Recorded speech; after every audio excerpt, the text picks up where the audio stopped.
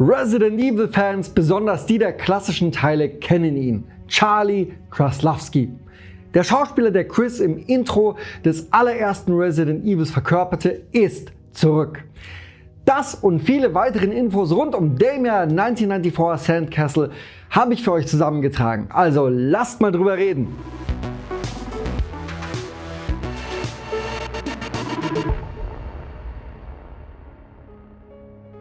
Moin, Servus und willkommen bei ScreenFire. Ich bin der Andi, schön, dass ihr da seid.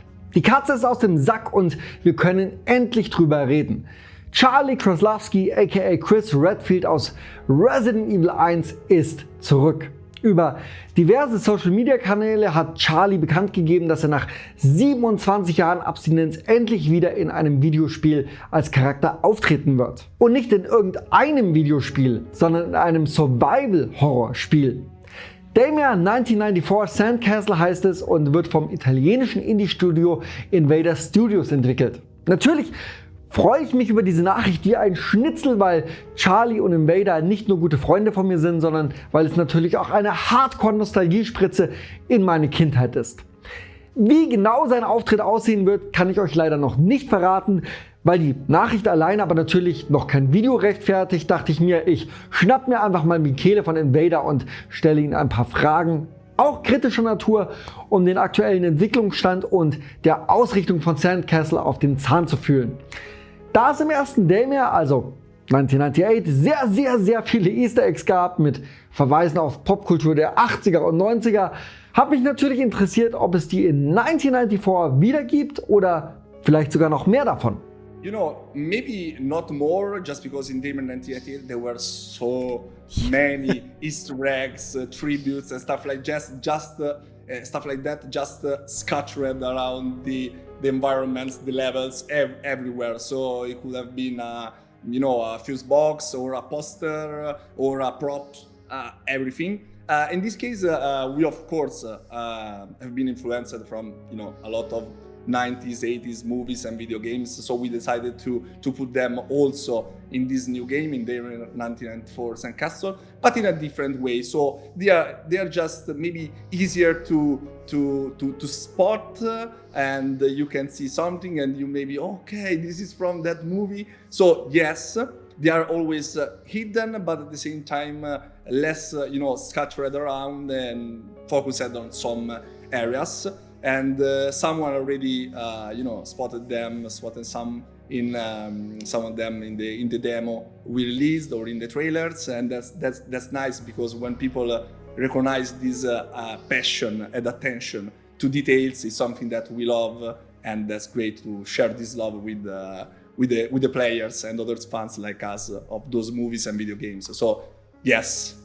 Easter Eggs und Atmosphäre sind wichtig, aber Gameplay und Mechaniken stehen ja eigentlich auf dem gleichen, wenn nicht sogar auf einem höheren Level.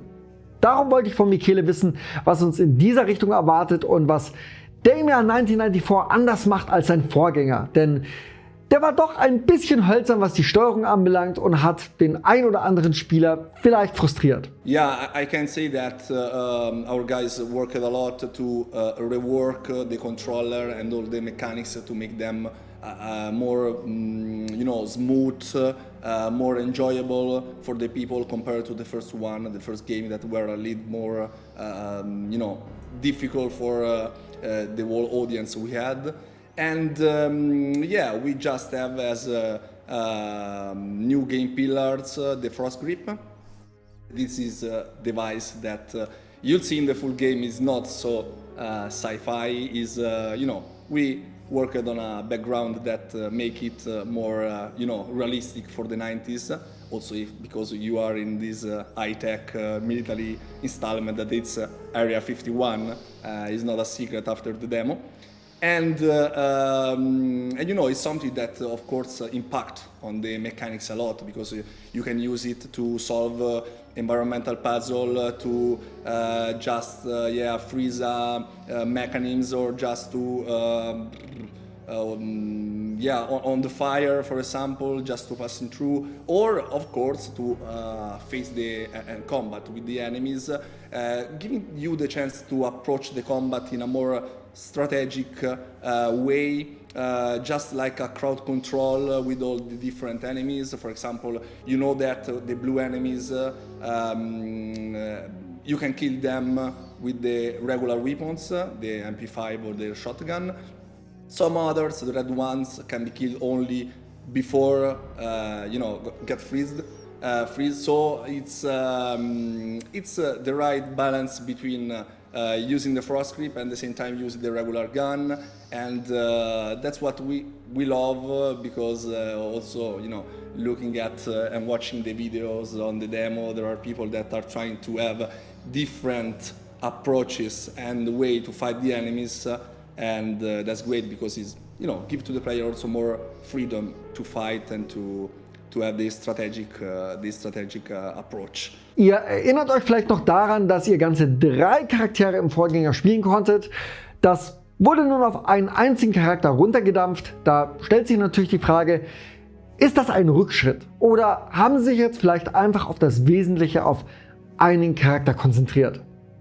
Yeah, well, of course, like we did, for example, after the last demo, we collected all the feedback that we had from the first game, and with Daymare 1998.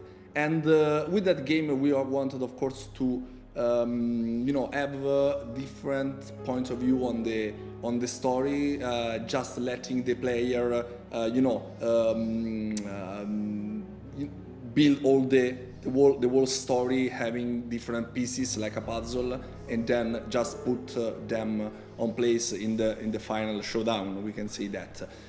In this case, of course, in that way, it's easier for the player also to maybe lose the contact with the player. So it's hard to just put in his shoes if you know that there are several different players and characters. You can of course enjoy it because you have the military guy, the civil guy. So one has the hallucination, one has not. So I think it was interesting, but in this case we want just to focus everything on one single character, of course a woman in this case, and also because we had 3 male characters for the first game, and then work mostly on her background, her internal darkness, and on her story, not only related to the game and the progression of the plot, but also with their past. So I think it's something that the people will.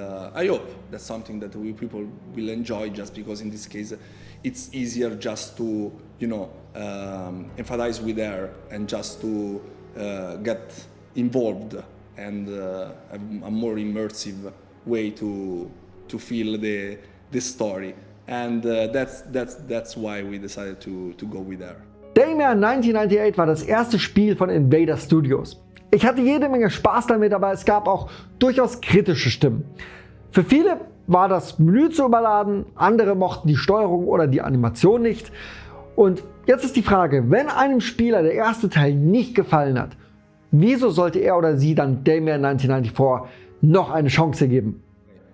Yeah, I would say because it's the best expression of our current, expertise and our skills, of course, and that we work so much to improve all the weak side of Daymare 1998. So we know that the first game wasn't perfect, and we explained that we were 5 people with low budget and whatever. So we did what the best we can and the best we could, and but we were aware of the limits. So we just said at the time, okay, if this game will reach the numbers we hope, and it will be a little success or whatever, we work to improve everything and to make something better. And that's the promise we are keeping now with this game. So